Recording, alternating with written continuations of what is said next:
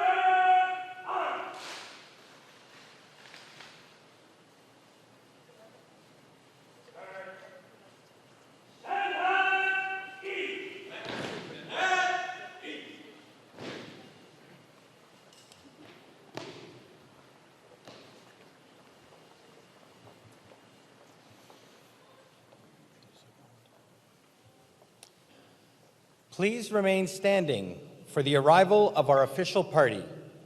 Veuillez demeurer debout pour l'arrivée de nos représentants officiels. Brigadier General Derek Macaulay, Commander of the 5th Canadian Division and Deputy Commander of Joint Task Force Atlantic.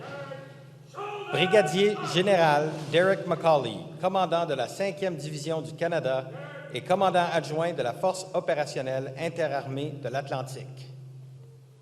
To the Commander of the 5th Canadian Division, General salute. Priest hand up!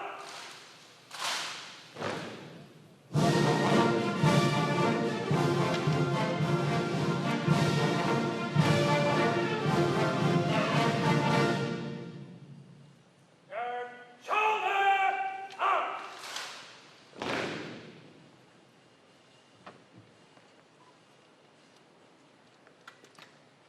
Rear Admiral Craig Baines, Commander of Maritime Forces Atlantic's Joint Task Force Atlantic.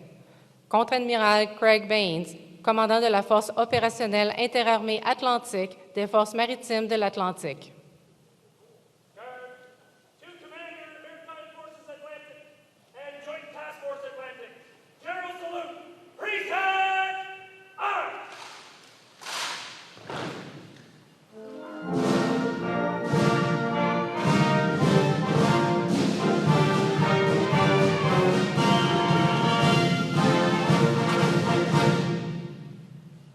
Guard, shoulder up!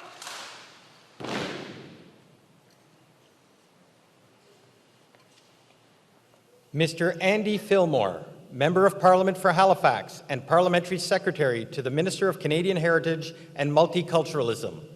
Monsieur Andy Fillmore, député pour Halifax et secrétaire parlementaire du ministre du Patrimoine canadien et du multiculturalisme. His Honor, the Honorable Arthur J. LeBlanc, the Lieutenant Governor of Nova Scotia, and Her Honor, Mrs. Patsy LeBlanc. Son Honneur, l'Honorable Arthur J. LeBlanc, Lieutenant-gouverneur de la Nouvelle-Écosse, et Son Honneur, Madame Patsy LeBlanc.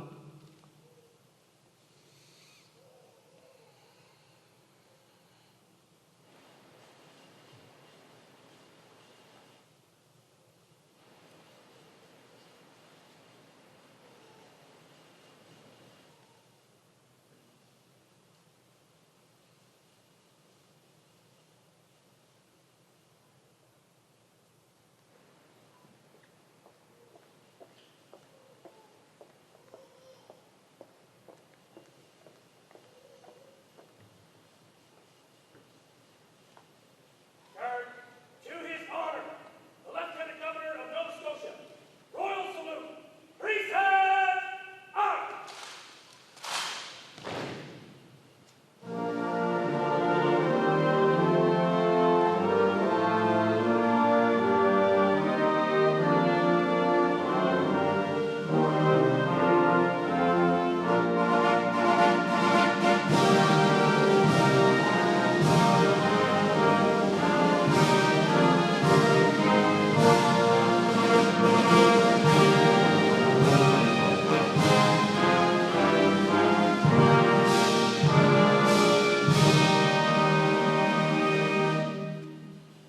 Guard, shoulder up!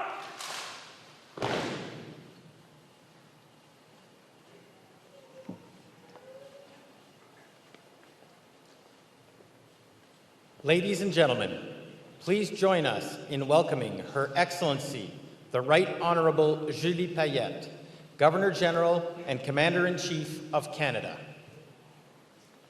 Mesdames et Messieurs, veuillez s'il vous plaît vous joindre à nous pour accueillir Son Excellence, la très honorable Julie Payette, Gouverneur général et commandante en chef du Canada.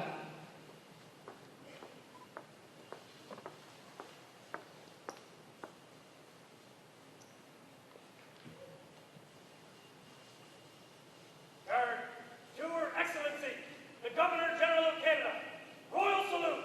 Priest hand up!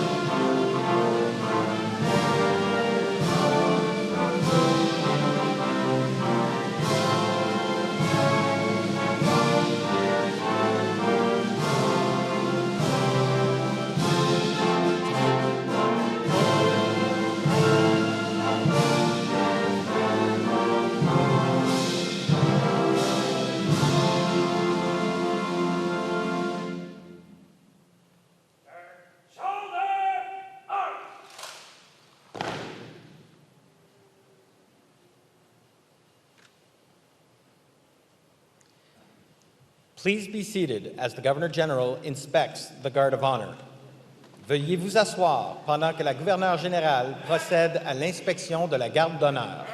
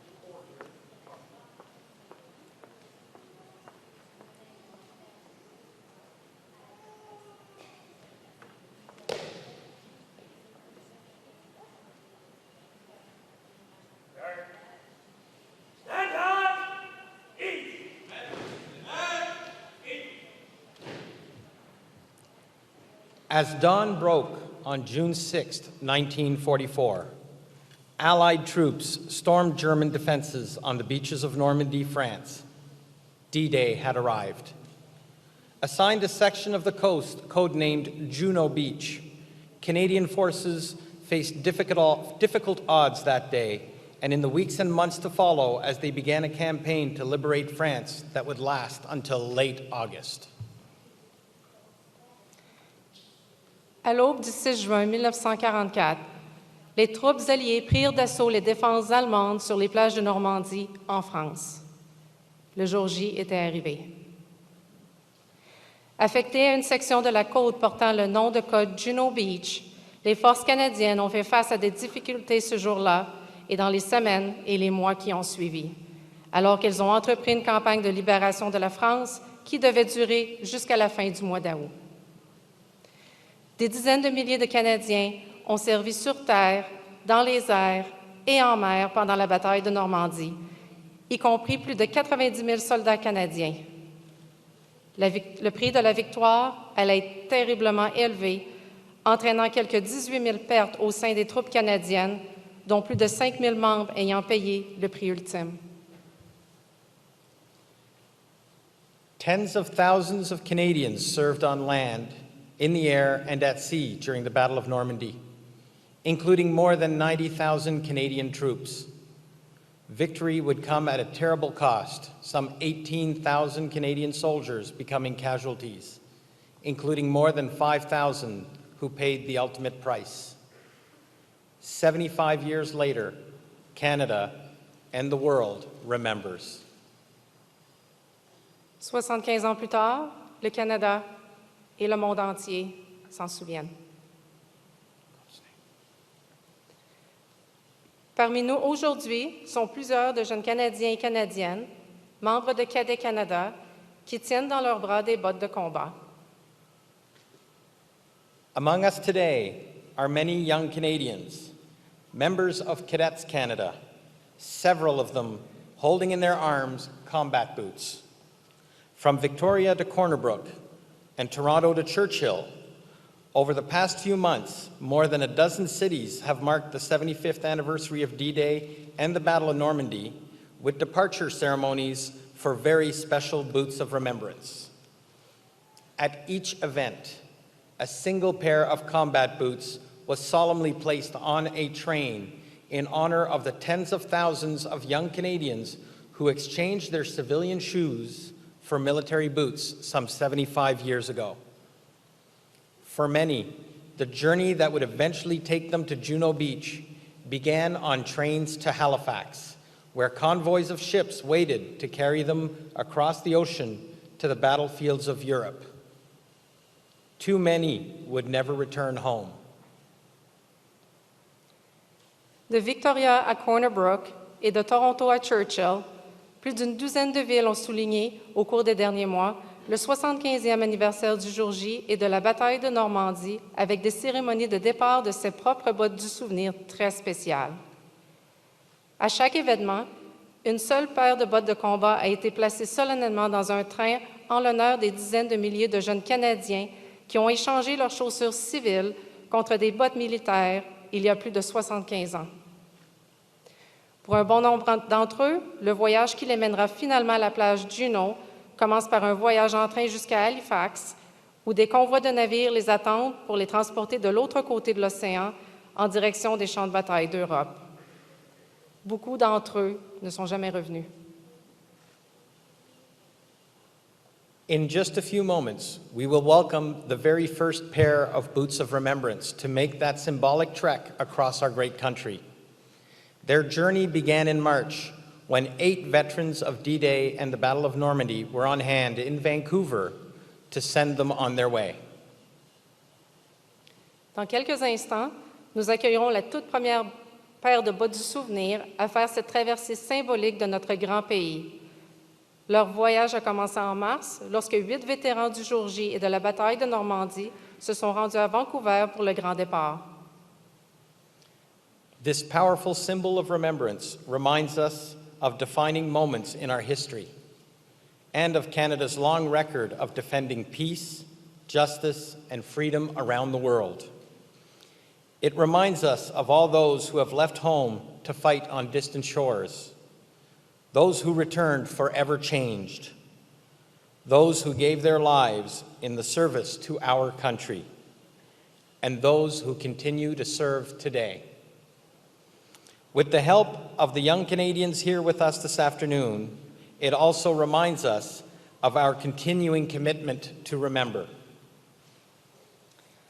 Ce puissant symbole commémoratif nous rappelle des moments marquants de notre histoire et la longue histoire du Canada dans la défense de la paix, de la justice et de la liberté dans le monde. Il nous rappelle tous ceux qui ont quitté leur pays pour se battre sur des rives lointaines, ceux qui sont revenus au pays marqués à jamais, ceux qui ont donné leur vie au service de notre pays et ceux qui continuent de servir aujourd'hui. Ce sont ces jeunes Canadiens qui sont ici avec nous cet après-midi qui nous rappellent aussi notre engagement continu de se souvenir. Nous invitons maintenant ceux qui sont en mesure de le faire à se lever pour l'arrivée des bottes du souvenir afin de souligner le 75e anniversaire du jour J et de la bataille de Normandie. We now invite those who are able to rise for the arrival of the Boots of Remembrance, honoring the 75th anniversary of D-Day and the Battle of Normandy.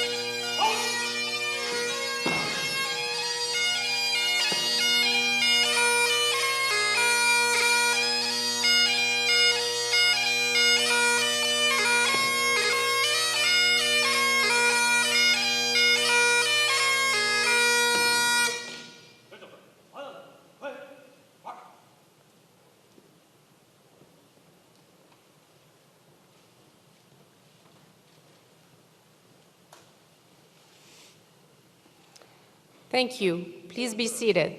Merci. Veuillez prendre place. Stand up! Eat!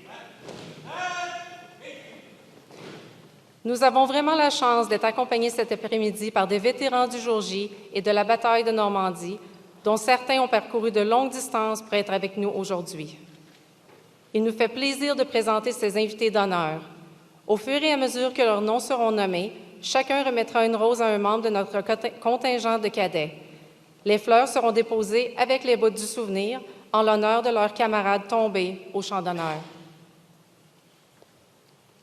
We are truly lucky to be joined this afternoon by veterans of D-Day and the Battle of Normandy, some of whom have traveled long distances to be with us. We are pleased to present these guests of honor. As their names are called, each will present a rose to a member of our cadet contingent.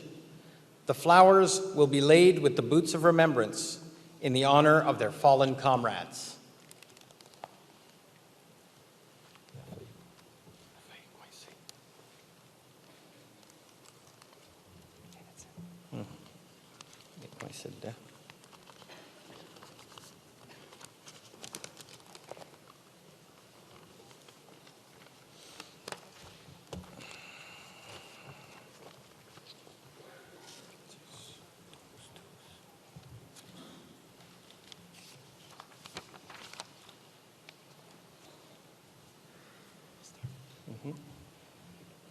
Warrant Officer Retired Georges Couture landed at Juno Beach with the Royal Winnipeg Rifles.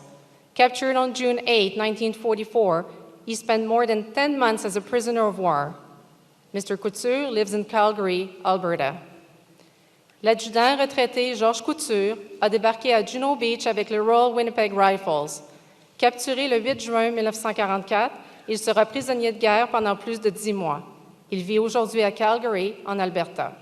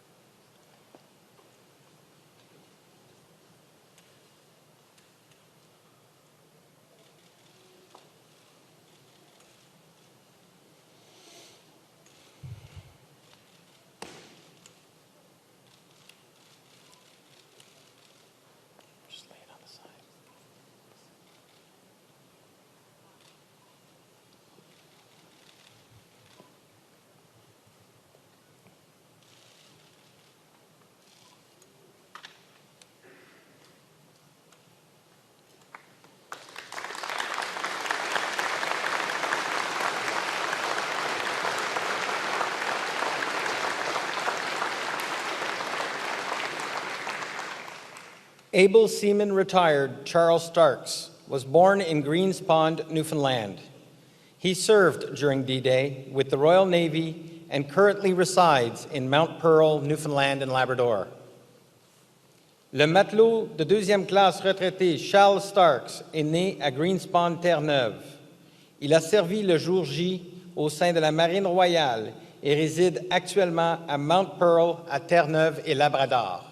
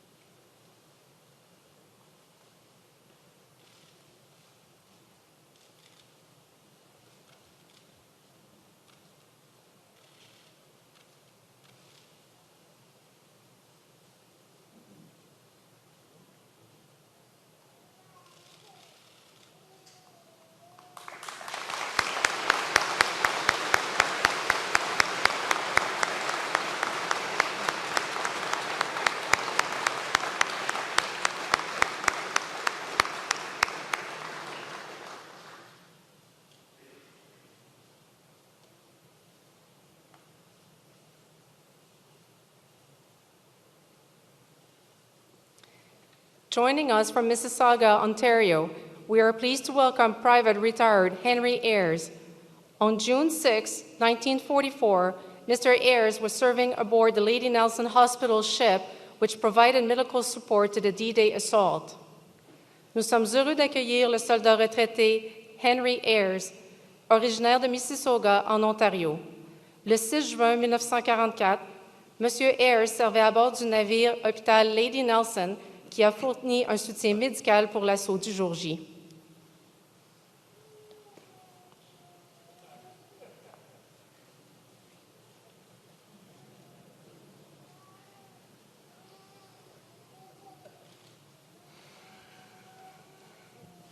Rendu là? Oui. Non. C'est deux pages pareilles. On a fait M. Starks. Ça.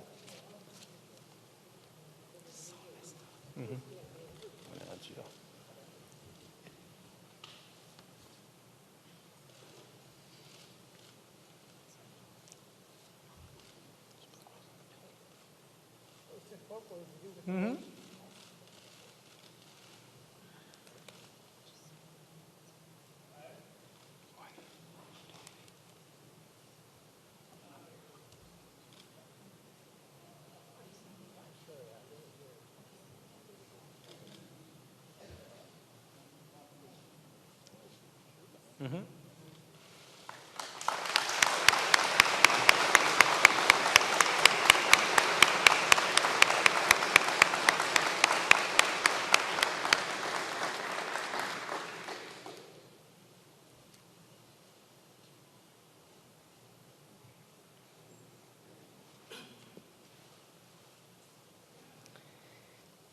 Leading Seaman Retired Frederick Turnbull served with the Royal Canadian Navy and was a bowman on board a D-Day landing craft ferrying troops to the Régiment de la Chaudière to Juno Beach. Born in Montreal, Quebec, he currently resides in Halifax, Nova Scotia. Le matelot de première classe retraité Frederick Turnbull a servi dans la Marine royale canadienne et a été matelot d'avant à bord d'une péniche de débarquement du jour J, transportant les troupes du Régiment de la Chaudière à la plage Juno. Né à Montréal, au Québec, il vit actuellement à Halifax, en Nouvelle-Écosse.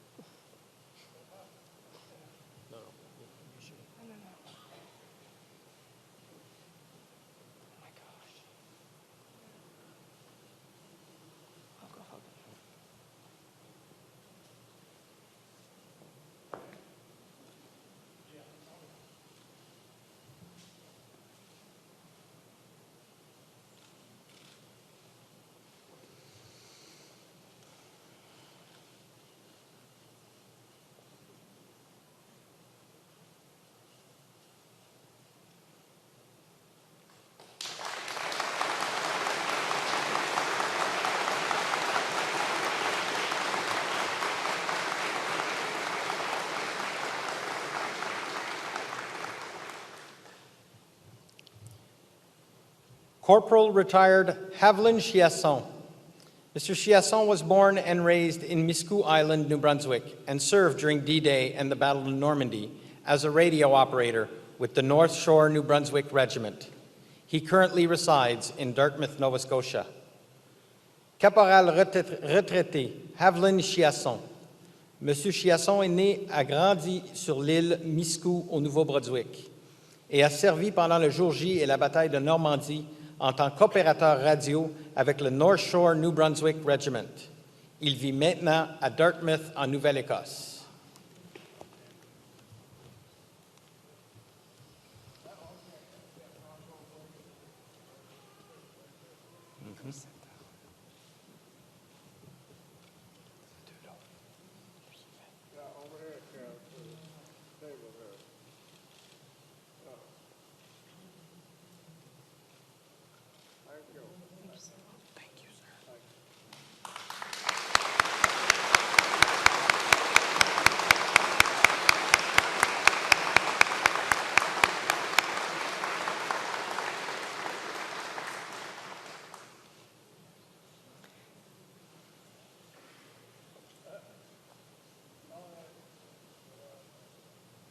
Lieutenant Colonel retired Russell Hubley was born and raised in Halifax, Nova Scotia. During the Second World War, he served with the Royal Canadian Air Force and was a gunner with 431 Squadron on June 6, 1944. Le lieutenant-colonel retraité Russell Hubley est né et a grandi à Halifax, en Nouvelle-Écosse.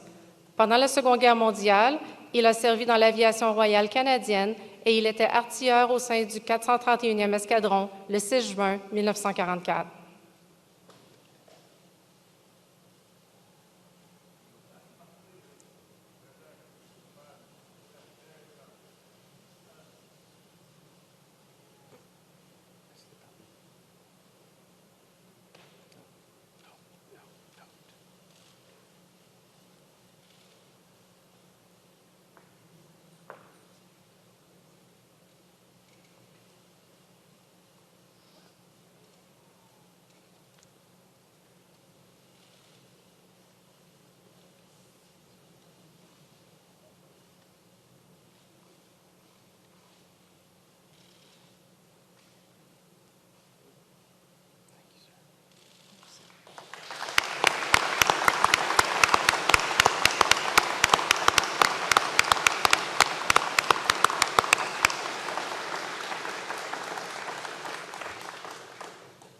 Private Retired Arthur Hubley was born in Lockport, Nova Scotia, and served during D-Day and the Battle of Normandy with the North Shore New Brunswick Regiment. He currently resides in Halifax, Nova Scotia. Le soldat retraité Arthur Hubley est né à Lockport, en Nouvelle-Écosse, et a servi pendant le jour J et la bataille de Normandie avec le North Shore New Brunswick Regiment. Il vit actuellement à Halifax, en Nouvelle-Écosse.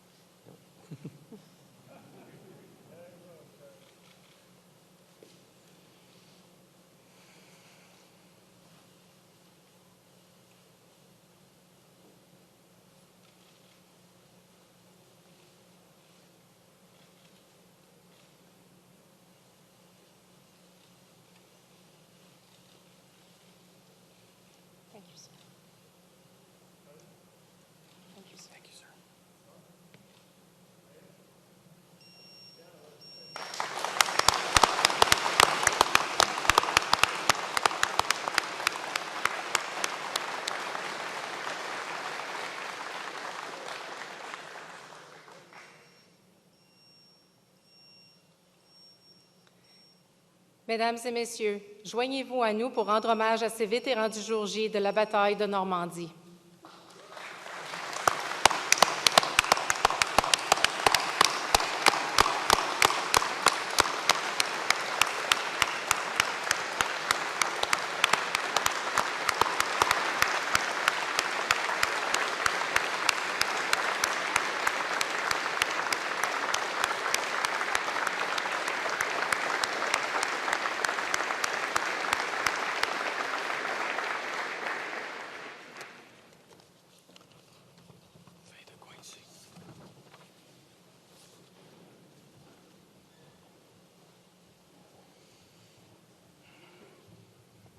The brave young Canadians who landed at Juno Beach and who continued to push forward across the French countryside in the weeks and months to follow came from every corner of our country.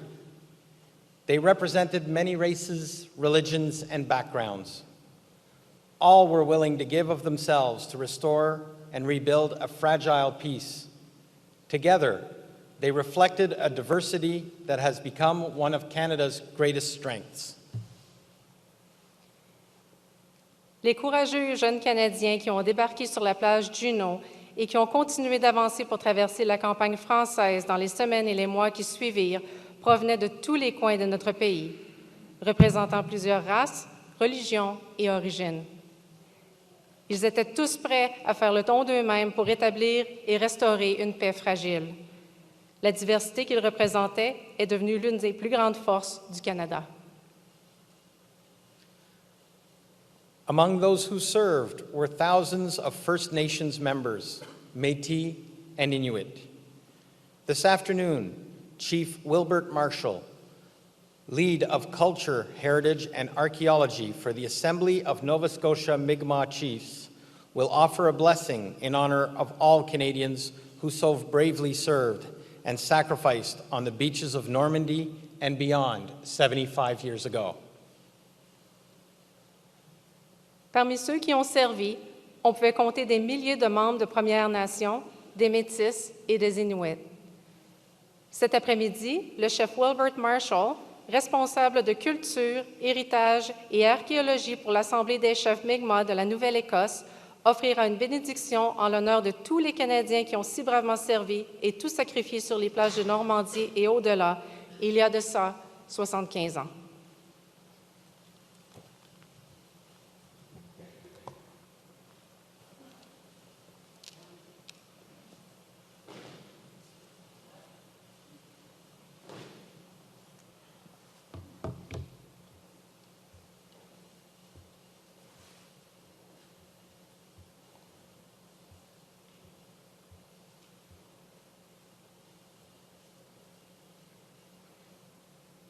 I'm going to take my glasses off to read now.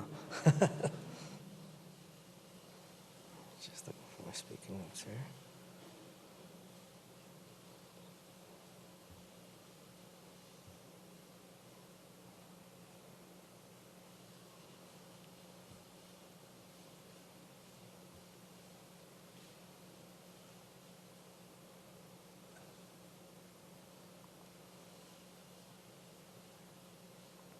One second here.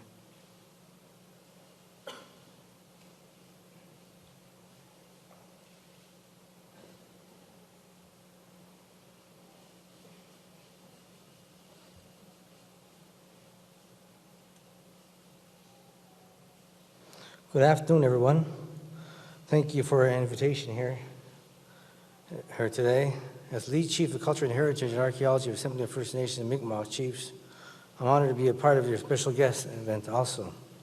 First, I would like to welcome you all to Mi'kma'ki, the traditional territory of Mi'kmaq since time immemorial. Today, we come together with both here in Canada and in France to commemorate the 75th anniversary of D-Day and Battle of Normandy. Today, we gather and honor those who bravely fought for our freedom, and also thank for all who sacrificed so much to protect us all. First Nations, Inuit, and Métis Canada have a long and proud tradition of military serving our country. It is estimated as many as 12,000 Indigenous men and women served in the war effort, with 4,000 Aboriginals enlisted specifically in the Second World War. There are stories that touch all our communities and our families and our loved ones and our lives. Although our First Nations people, wounds ran deeper for many, as those who served were treated like second-class citizens when they returned home.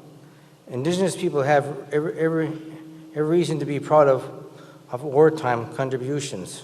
For those all Canadians who served us, they should have received a hero's welcome, which we all did in our communities and around surrounding areas. Before I close, I would like to thank and recognize our esteemed elders and Samaganis, which is a word for soldiers in Mi'kmaq, our veterans, Don Julian and Stephen Christmas, who are here to talk about the Mi'kmaq contribution of World War II's.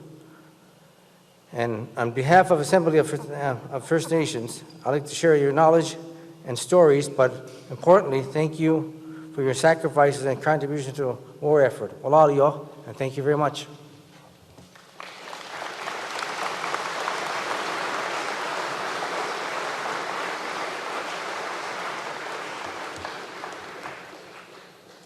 Thank you. Merci. Nous sommes maintenant heureux d'accueillir le Dr. Don Julian, colonel honoraire du Centre d'instruction de la 5e Division du Canada et directeur exécutif de la Confederacy of Mainland Mi'kmaq. Il nous aidera à comprendre les expériences uniques des peuples autochtones du jour J et à la bataille de Normandie grâce à l'histoire du soldat Charles Doucette, membre de la Première Nation de Member 2 au Cap-Breton en Nouvelle-Écosse. Celui-ci débarqua à Juno Beach avec les North Nova Scotia Highlanders et consentit le sacrifice ultime au service de son pays le 7 juin 1944 à la baie d'Ardennes, près de Caen, en France. We are pleased to welcome Dr. Don Julian, Honorary Colonel of the 5th Canadian Division Training Centre and Executive Director of the Confederacy of Mainland Mi'kmaq. Dr. Julian will help us understand the unique experiences of Indigenous people at D-Day and during the Battle of Normandy through the story of Private Charles Doucette. A member of Member 2 First Nation in Cape Breton, Nova Scotia, he landed at Juno Beach with the North Nova Scotia Highlanders and gave his life in service to his country on June 7, 1944, at the Abbaye d'Ardennes near Caen, France.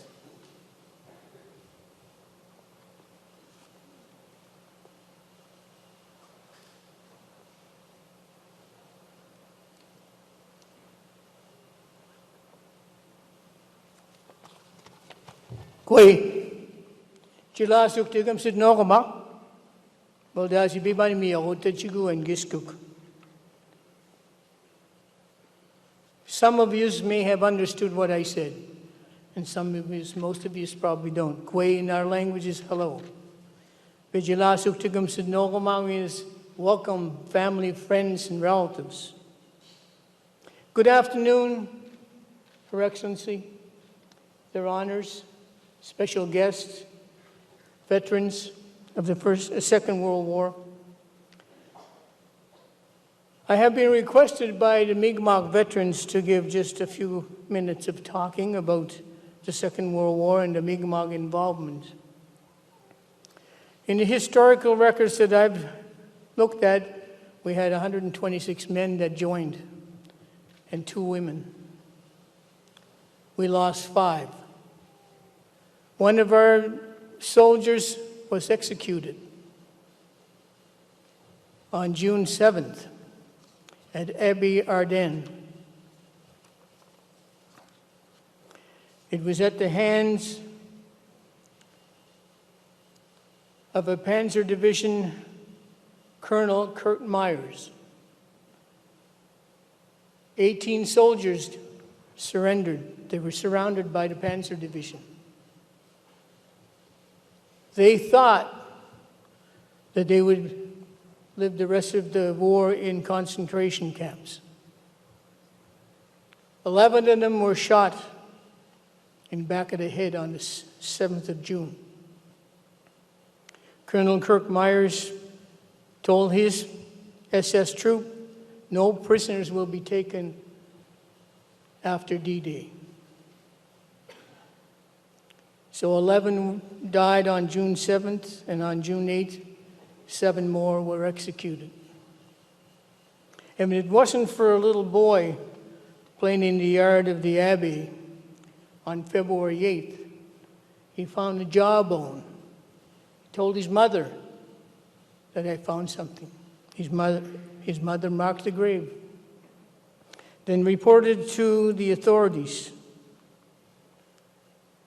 In February of 1945, the Canadian Graves Concentration Unit arrived to investigate the site and determined it was, in fact, Canadian soldiers. The first grave that they exhumed contained 6 of our soldiers, our Canadian soldiers. One of them was our Mi'kmaq Private Charles Doucette of Member 2 First Nation. Eventually, all 18 men were recovered, plus 2 additional. There was 20 that were shot at the Abbey. I'm here today to pay respect to all Canadian soldiers that took part in the D-Day operations, and to those soldiers that made the ultimate sacrifice. As a Mi'kmaq peacetime veteran, thank you for the opportunity to pay tribute to all Canadian troops. During all wars and those that fought in the Second World War, and especially those that were involved during D-Day Operation Overlord. On Juno Beach, the Battle of Normandy in France. Today we are honored to have some of the family members of Private Doucette with us. The youngest daughter of Private Charles Doucette, Marie Doucette, is here with us. Marie, would you please stand?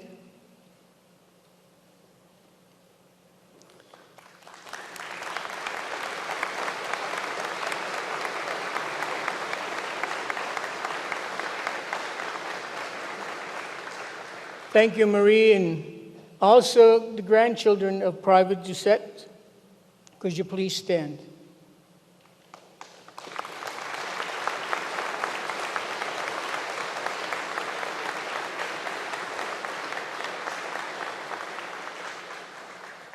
On behalf of the Mi'kmaq, thank you for your sacrifice, as well as all the family members of the Canadian soldiers that participated in D-Day operation on June 6, 1944. I'm also a member of the Mi'kmaq Grand Council. I am a captain of the Mi'kmaq Grand Council. So on behalf of the Sibiga-Negede District of the Mi'kmaq Grand Council, I would like to thank all veterans and all Canadian Forces members for their service to our country and to mark our 75th anniversary of D-Day. Walalio. Thank you very much.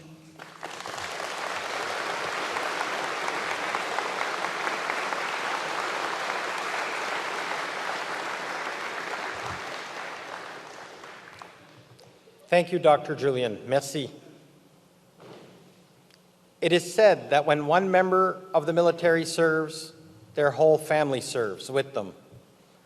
And that was as true 75 years ago as it is today.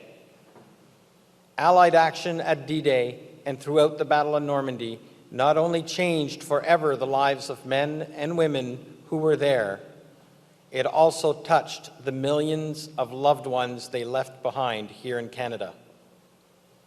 Even after the war ended, the effects of this momentous milestone on our history would continue to be felt by those who returned and by the families and communities they would build in the years and decades to follow. In this way, the events we commemorate today continue to shape the very fabric of our society. On dit que lorsqu'un militaire est en service, c'est toute sa famille qui est en service avec lui. C'est aussi vrai il y a 75 ans qu'aujourd'hui. L'intervention des Alliés le jour J et tout au long de la bataille de Normandie ne changea non seulement à jamais la vie des hommes et des femmes qui s'y trouvaient, mais celle-ci a touché aussi les millions d'êtres chers qu'ils ont laissés derrière eux, ici au Canada. Même après la fin de la guerre, les effets de cette étape importante sur notre histoire ont continué d'être ressentis par ceux qui sont revenus et par les familles et les communautés qu'ils allaient bâtir dans les années et les décennies à venir. De cette façon, les événements que nous commémorons aujourd'hui continuent à façonner notre société. Pour nous donner un aperçu de l'impact continu du service d'un Canadien au jour J sur sa vie, sa famille et sa communauté, nous sommes heureux d'accueillir M. Richard Tilley, Monsieur Tilley est le fils du capitaine de vaisseau Harold Tilley, un officier de navigation à bord d'une péniche de débarquement qui débarquait des troupes à la plage de Juneau le matin du 6 juin 1944. Le capitaine de vaisseau Tilley figure sur l'affiche du jour J d'Anciens combattants Canada. To offer insight into the lasting effects of one Canadian's service at D-Day on his life, family, and community, we are pleased to welcome Mr. Richard Tilley. Mr. Tilley is the son of Captain Navy Harold Tilley, a navigation officer on a landing craft delivering troops to Juneau Beach on the morning of June 6, 1944. Captain Tilley is featured on Veterans Affairs Canada's D-Day poster.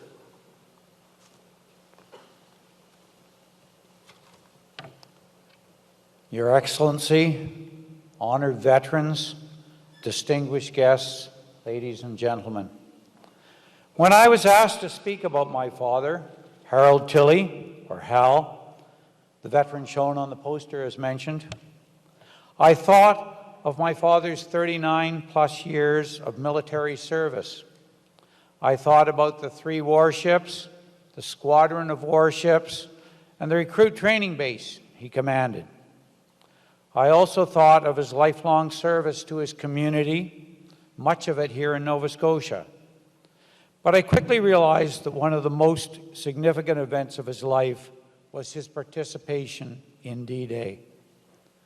Way back in May 1944, Dad had just finished his sub-lieutenant's technical courses and was supposed to be on leave. However, he knew something was about to happen, and quickly he found himself volunteering to be the navigator for a formation of 3 large landing craft. These weren't small boats. At 158 feet long, they were about twice as long as the Halifax Dartmouth ferry. Although Dad was a good navigator, these landing craft were the only vessels on which he had no training. So, at the age of 20, early in the morning of June the 6th, 1944, Dad was aboard Landing Craft Infantry Large number 263 as they approached Bernier-sur-Mer, or Juneau Beach. On board were about 200 members of the Chaudière Regiment, some very seasick, and many had bicycles. German bombs were being dropped around them, and there was shell fire from ashore. Nevertheless, they successfully landed the troops and turned around to get more. Well, it didn't quite work out that way. They'd sustained damage and were sinking. In Dad's words, we turned around smartly and dashed back onto the beach again. When the tide went out, they saw the underwater obstacles that had punched their landing craft full of holes. They also discovered there were live mines about 2 feet on either side of them. He was a good navigator, but I think he was a lucky one too. And this wasn't the only threat. They could hear the sounds of gunfire nearby, and in a letter home from Juneau Beach, dated June the 9th, Dad told his parents about the booby-trapped German pillboxes and quipped, quote, "And not wanting to become a booby myself, I'm being very careful."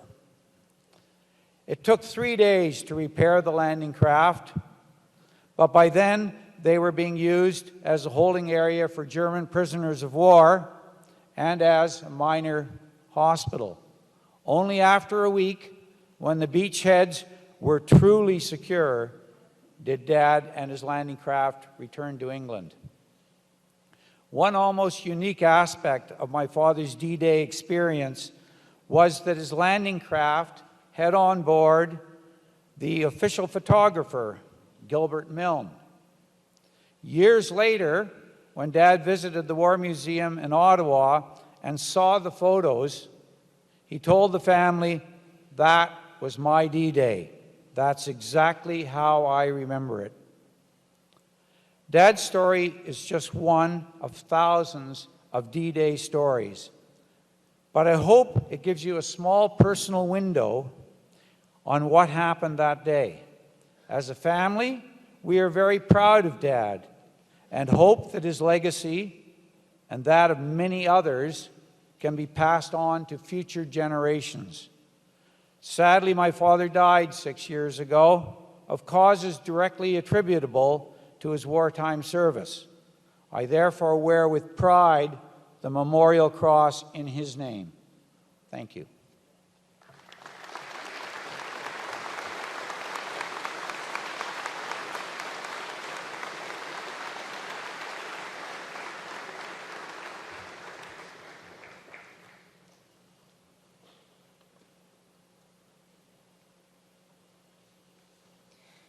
Nous invitons maintenant M. Andy Fillmore, député pour Halifax et secrétaire parlementaire du ministre du Patrimoine canadien et du multiculturalisme, à s'avancer et à prendre la parole au nom du gouvernement du Canada. We now invite Mr. Andy Fillmore, Member of Parliament for Halifax and Parliamentary Secretary to the Minister of Canadian Heritage and Multiculturalism, to deliver remarks on behalf of the Government of Canada.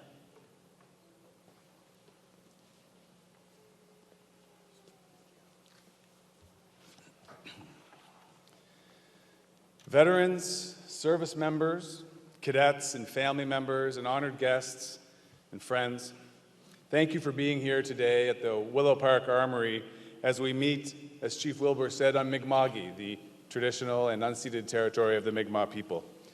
My name is Andy Fillmore, and I'm the Member of Parliament for Halifax, and it's my profound honor to represent the Government of Canada here today. D-Day, June 6, 1944, a day of profound and pivotal importance for our country and for the world, and a day of tremendous loss. One of the more than 150,000 Allied troops who went ashore in Normandy on this day 75 years ago, over 10,000 were killed or wounded. Of that number, 359 Canadian soldiers made the ultimate sacrifice on D-Day, with more than 700 other men wounded. Canadians suffered more casualties than any other division of the British Army Group during the Battle of Normandy that followed. Men and women came from all over the world to help defeat Nazism and reestablish freedom in occupied Western Europe. Months of planning and deceiving the enemy. The weather, the tide, the time, everything had to be just right. The details were crucial. The stakes were unimaginably high.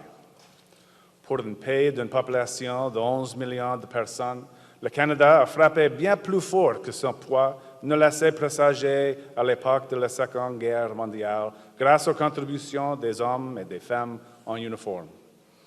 The Canada was assigned its own landing beach on D-Day as a testament to the esteem with which the Allied High Command held our troops. Alongside the British and American forces, they spearheaded assaults along an 80-kilometer stretch of the coastline of occupied France. C'est ainsi que débutait la bataille de Normandie, la campagne qui, depuis, est reconnue comme le début de la fin de la Seconde Guerre mondiale. Today, Canadians of all ages and from all backgrounds are gathered in communities across this country, in schools, in Legion halls, in public squares, to remember in words and in silence the valiant service members who fought on the land, on the sea, and in the air on D-Day and during the Battle of Normandy.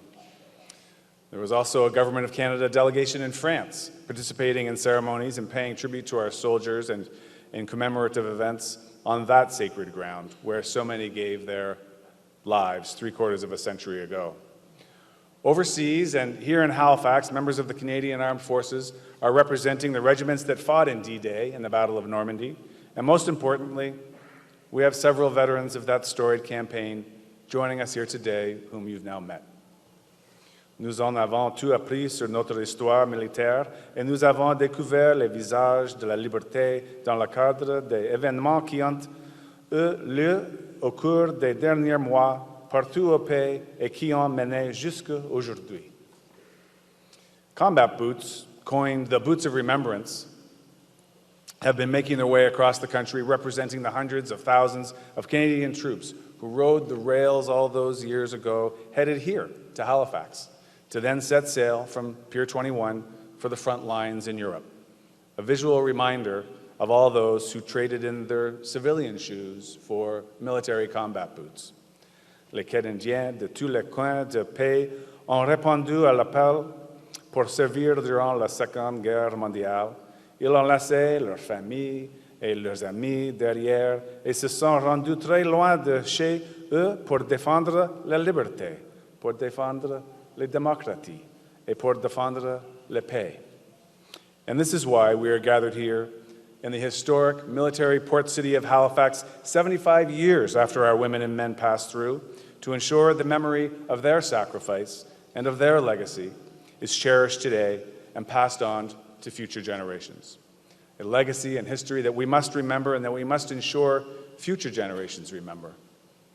Thank you for being here today as we recognize and remember the more than 90,000 Canadian soldiers who took part in the Battle of Normandy and over 1 million Canadians who served in the Second World War, as well as all of our brave women and men who have served since and who continue to serve our country in uniform today. Canada remembers and honors their courage and their sacrifice. Le Canada se souvient et rend hommage à leur courage et leur sacrifice. We will remember.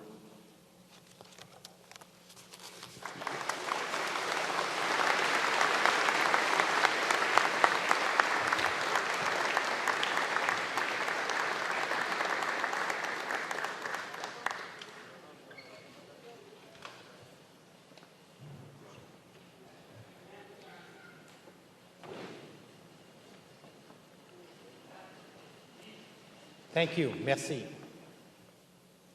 We welcome Her Excellency, the Right Honourable Julie Payette, Governor-General and Commander-in-Chief of Canada, to deliver remarks.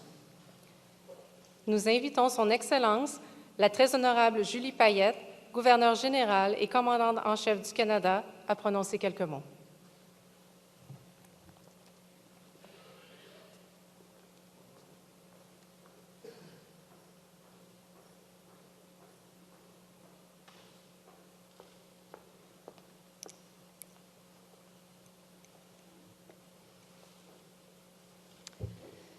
Mesdames et Messieurs, ladies and gentlemen, veterans of the Second World War, veterans of the force, members of the Canadian Forces, membres de la communauté, les cadets, les jeunes qui sont ici aujourd'hui, bonjour.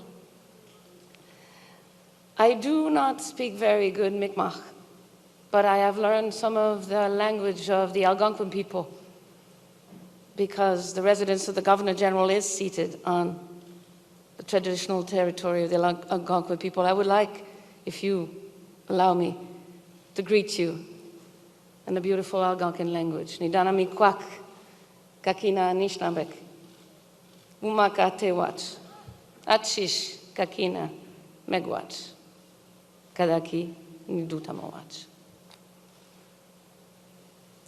Less than 12 hours ago, my team and I and a delegation of Canadians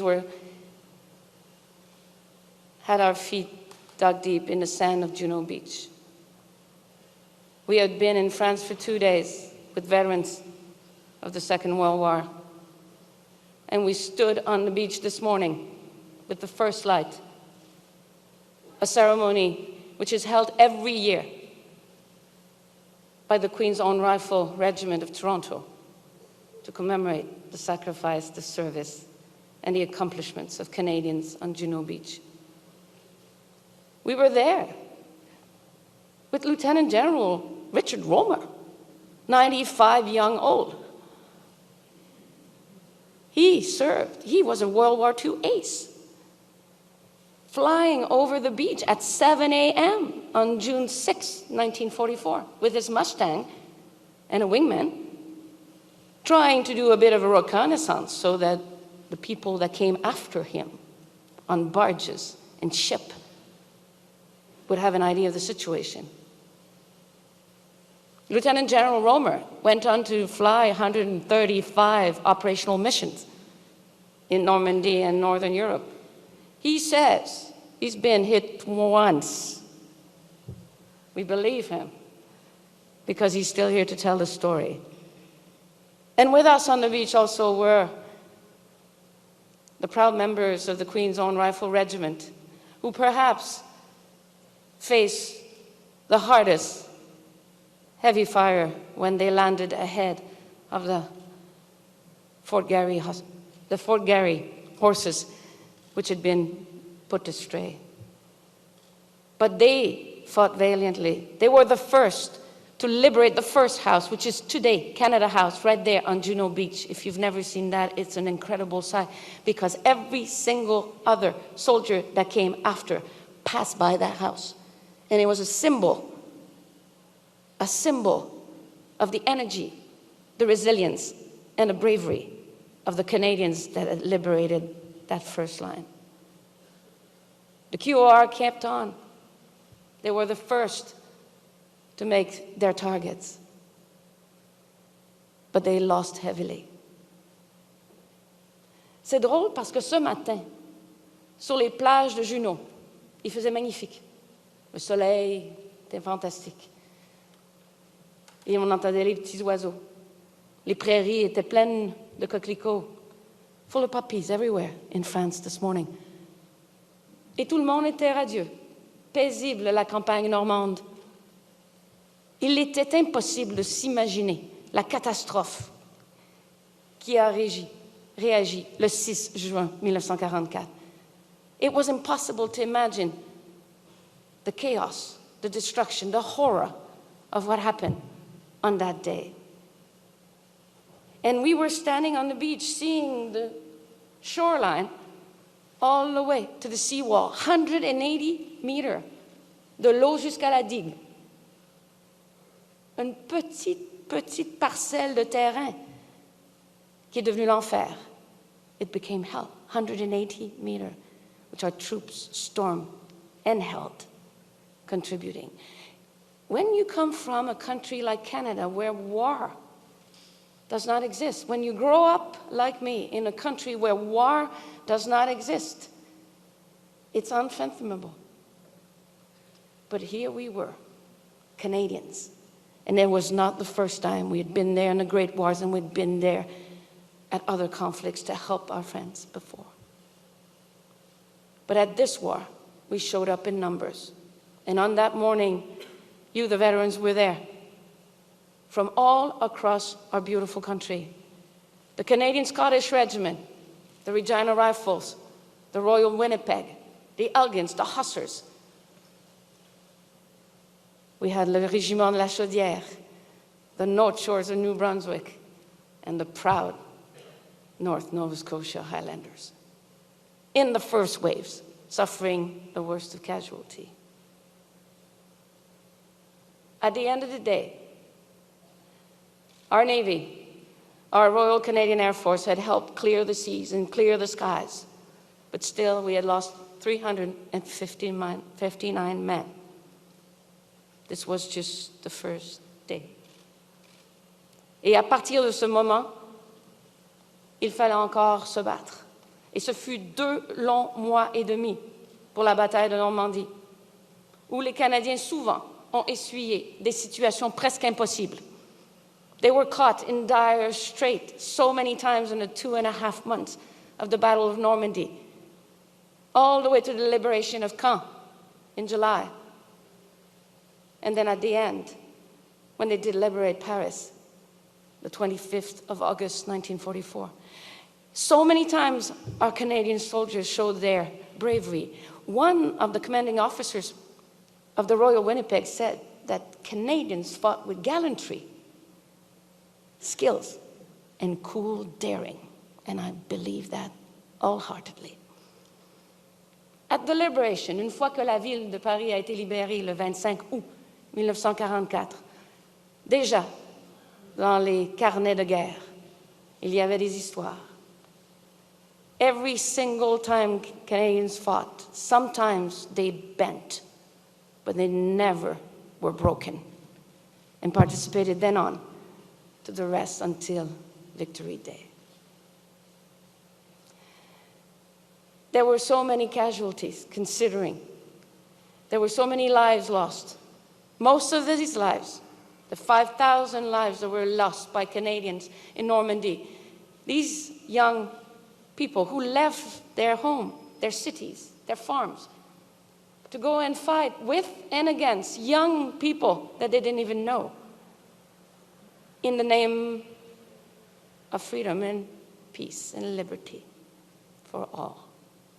Well, all of them, most of them, lie in two cemeteries now in the very land of the country they fought to liberate. Yesterday we were in Bény-sur-Mer where 2,049 are buried.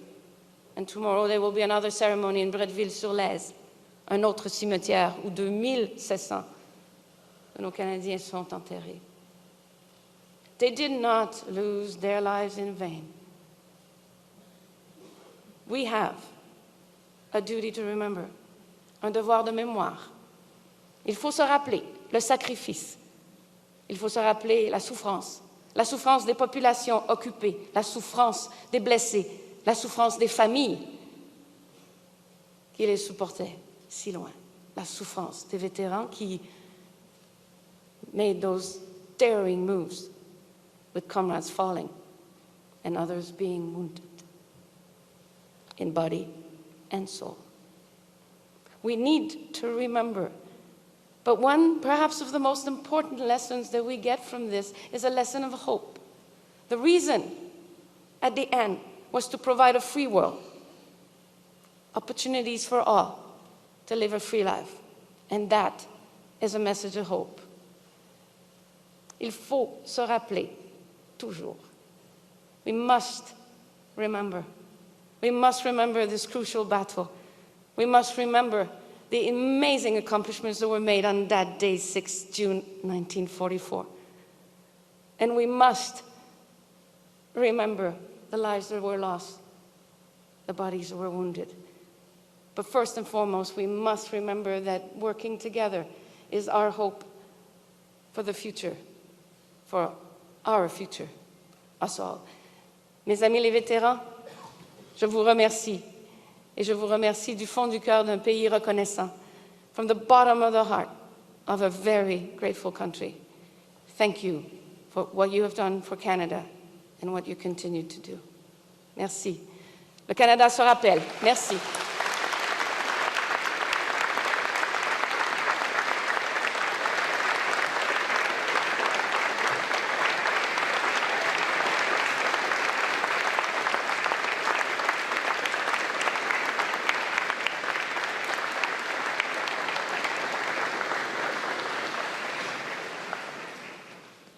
Thank you. Merci.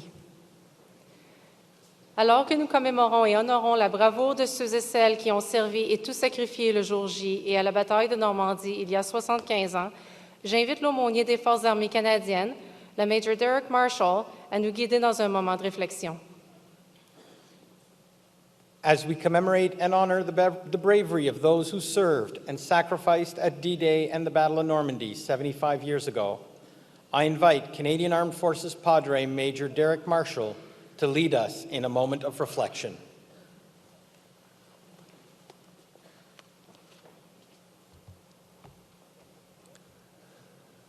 For some, this is a time of prayer, and for others, it is a time of quiet contemplation. Whichever this time is for you, may we turn our thoughts together and the reasons why we are here today. And so, let us pray. Prions.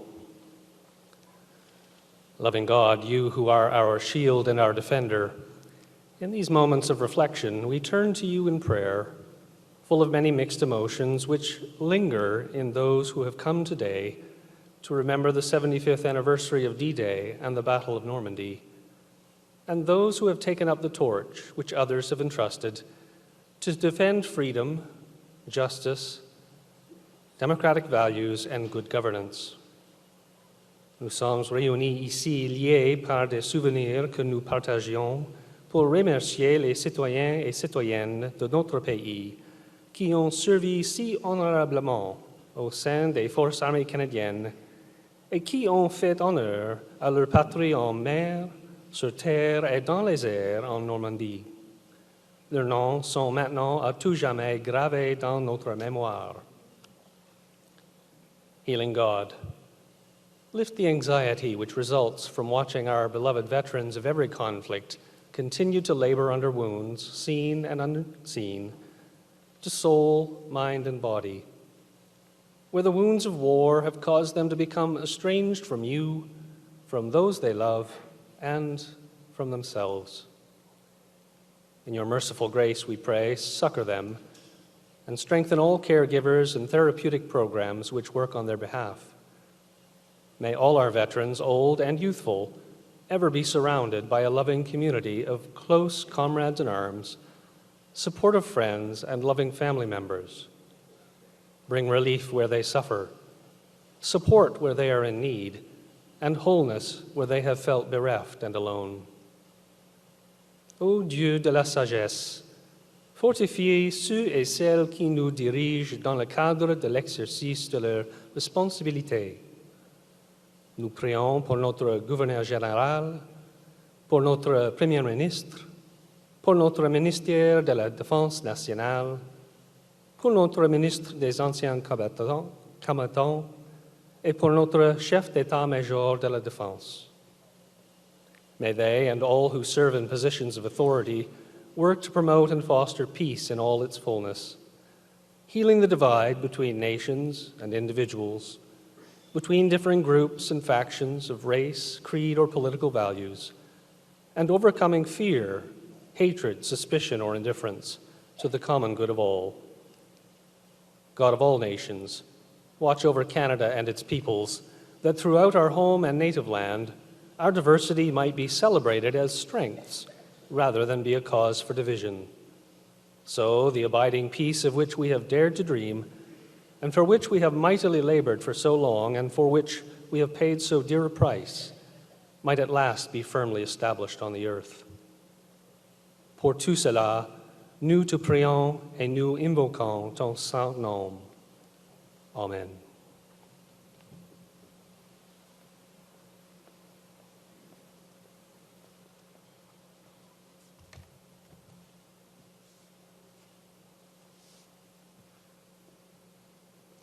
Thank you. Merci. Au nom de notre délégation de vétérans du jour J de la bataille de Normandie, M. Henry Ayres récitera l'acte du souvenir. Il sera rejoint par le général à la retraite Walter Nettinchuk, sous-ministre d'Anciens combattants Canada, et par le Dr. Don Julian, qui prononcera l'acte de souvenir en Mi'kmaq. On behalf of our delegation of veterans of D-Day and Battle of Normandy veterans, Mr. Henry Ayres will now recite the Act of Remembrance. He will be joined by General Retired Walter Nettinchuk, Deputy Minister of Veterans Affairs Canada, and by Dr. Don Julian, who will share the text in Mi'kmaq.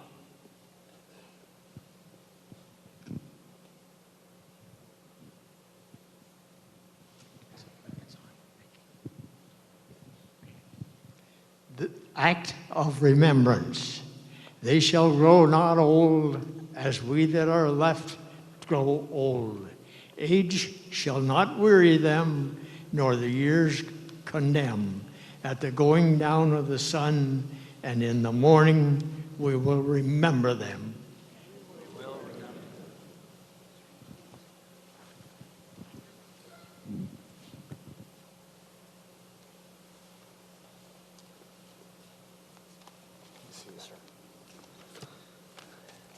Ils ne verront pas comme nous que leurs avons survécu. Ils ne connaîtront jamais l'outrage ni le poids des années. Quand viendra l'heure de crépuscule et celle de l'aurore, nous nous souviendrons d'eux. Nous nous souviendrons d'eux.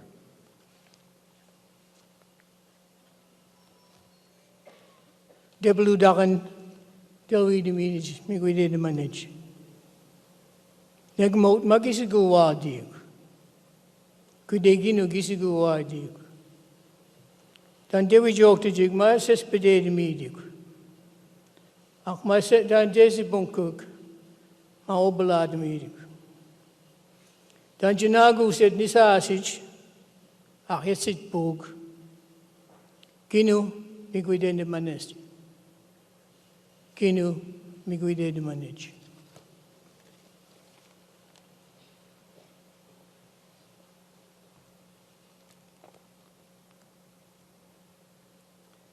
Thank you. Merci. Il me fait maintenant plaisir d'accueillir l'adjudant Sophia Kennedy et maître de deuxième classe Cara Brassard, deux cadets qui représentent des jeunes Canadiens à lire la promesse de se souvenir. I now invite Warrant Officer Sophia Kennedy and Petty Officer Second Class Kira Brassard, two cadets representing the youth of Canada, to read the Commitment to Remember.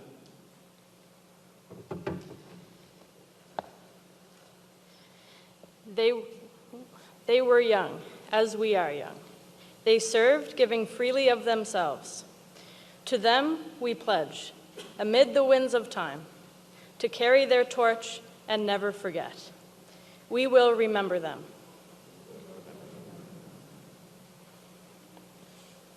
Ils étaient jeunes, jeunes comme nous. Ils ont servi, donnant généreusement d'eux-mêmes. Nous leur promettons, en dépit du temps qui passe, de porter le flambeau et de ne jamais oublier. Nous nous souviendrons d'eux.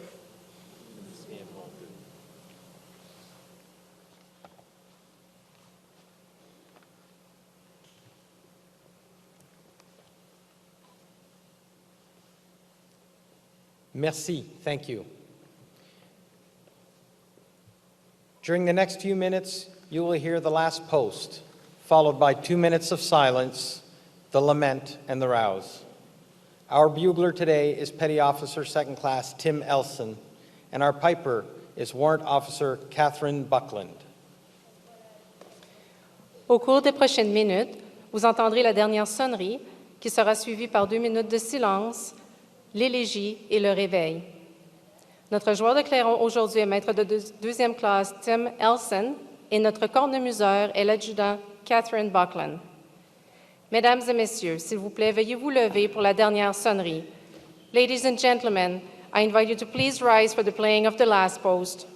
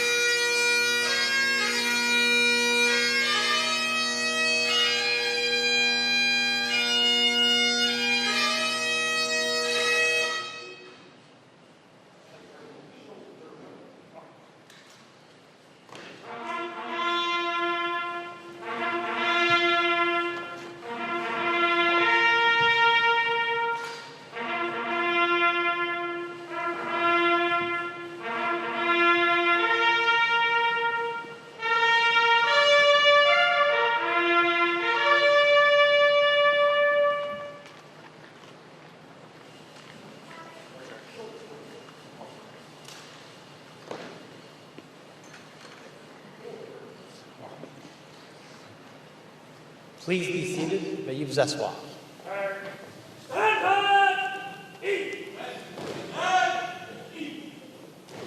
As our ceremony draws to a close today, you will notice our young cadets taking on a new role. Throughout today's event, these young Canadians have served as guardians of our history. In their hands, they held not just simple boots, but the stories of hundreds of thousands of young people who came before them, ordinary men and women who did extraordinary things, each a face of freedom we enjoy today. In response, they have made a pledge to carry those stories forward so that the contributions of those who gave so much on our behalf will never be forgotten. As a sign of that commitment, they now hold in their hands symbolic torches of remembrance as a reminder that we all have a duty to carry with us and to share the stories we heard today. Alors que notre cérémonie tire à sa fin aujourd'hui, vous remarquerez que nos jeunes cadets assument un nouveau rôle. Tout au long de l'événement d'aujourd'hui, ces jeunes Canadiens ont été les gardiens de notre histoire. Ils tenaient dans leurs mains non seulement de simples bottes, mais aussi l'histoire de centaines de milliers de jeunes qui les ont précédés. Des hommes et des femmes ordinaires qui ont fait des choses extraordinaires.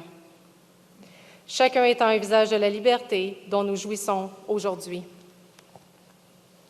En réponse, ils se sont engagés à transmettre ces histoires afin que les contributions de ceux et celles qui ont tant donné en notre nom ne soient jamais oubliées. En signe de cet engagement, ils tiennent dans leurs mains des flambeaux symboliques du souvenir pour nous rappeler que nous avons tous un devoir de se souvenir et de partager les histoires que nous avons entendues aujourd'hui. Je demande maintenant à tous ceux et celles qui sont en mesure de le faire de se lever pour l'interprétation de God Save the Queen. I would now ask those who are able to rise for the playing of God Save the Queen.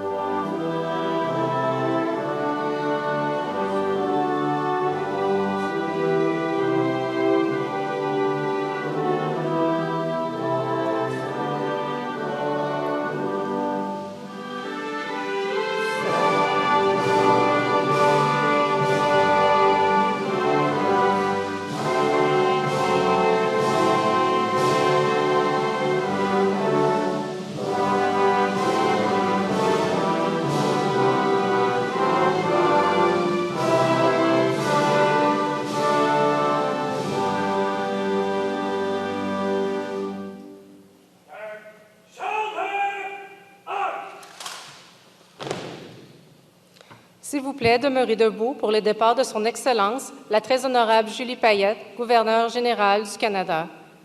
Please remain standing for the departure of Her Excellency, the Right Honorable Julie Payette, Governor General of Canada.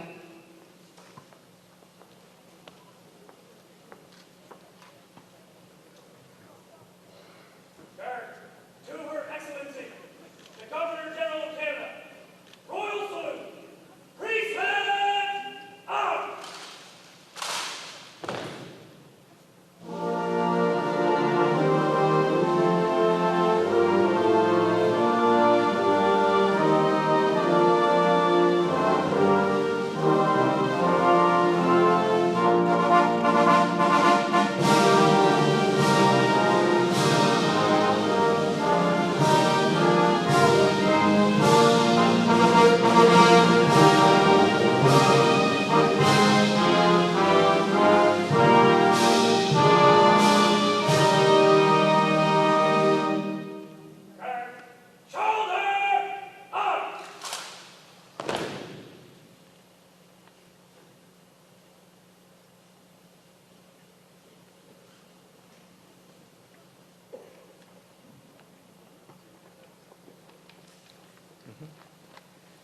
Veuillez rester debout pour le départ de nos distingués vétérans. Please remain standing for the departure of today's honored veterans.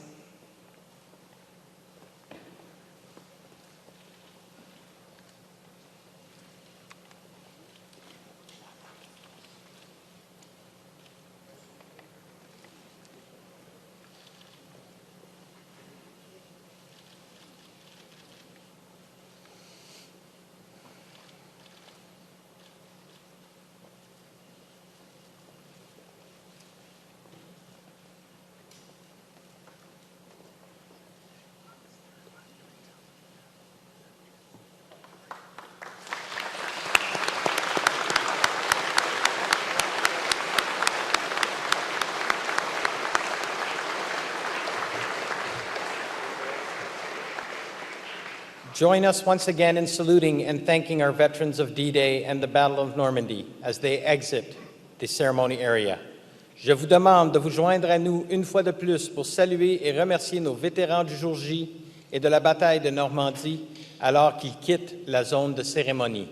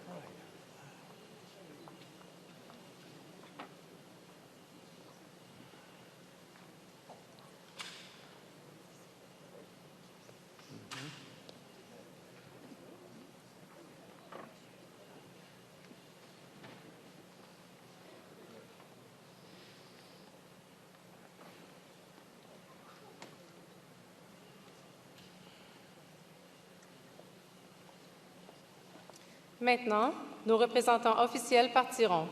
The official party will now depart, beginning with His Honor, the Honorable Arthur J. LeBlanc, the Lieutenant Governor of Nova Scotia, and Her Honor, Mrs. Patsy LeBlanc. Son Honneur, l'Honorable Arthur J. LeBlanc, Lieutenant-Gouverneur de la Nouvelle-Écosse, et Son Honneur, Madame Patsy LeBlanc. Guard, to His Honor, the Lieutenant Governor of Nova Scotia. Royal salute. Present up.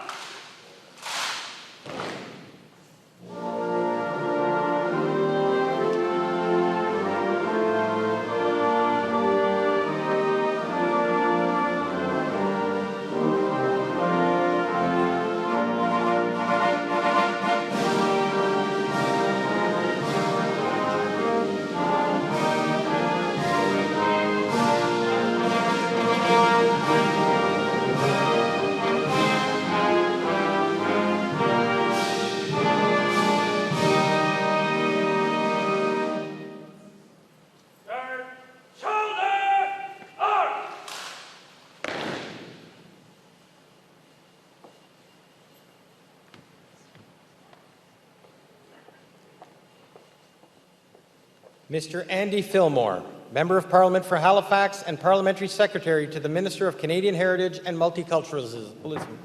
Monsieur Andy Fillmore, député pour Halifax et secrétaire parlementaire du ministre du Patrimoine canadien et du multiculturalisme.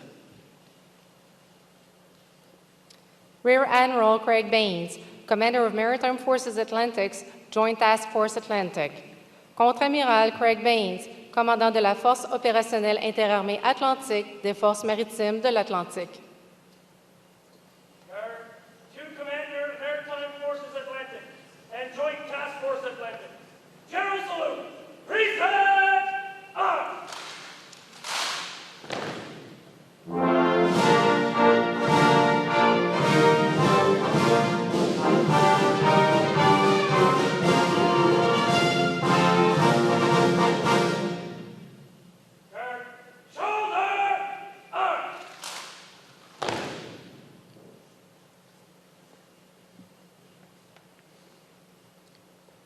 Brigadier General Derek McCauley, Commander of the 5th Canadian Division and Deputy Commander of Joint Task Force Atlantic.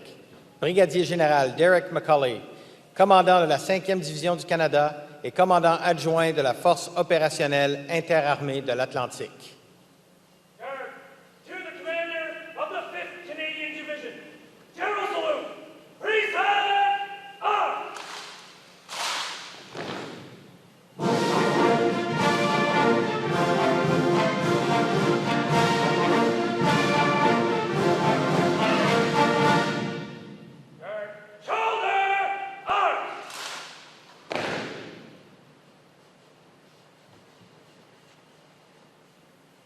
Mesdames et Messieurs, C'est ainsi que se termine la cérémonie d'aujourd'hui.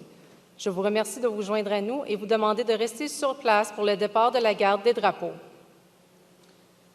Ladies and gentlemen, this concludes our ceremony for today. I thank you for joining and ask that you please remain in place for the departure of the flag party.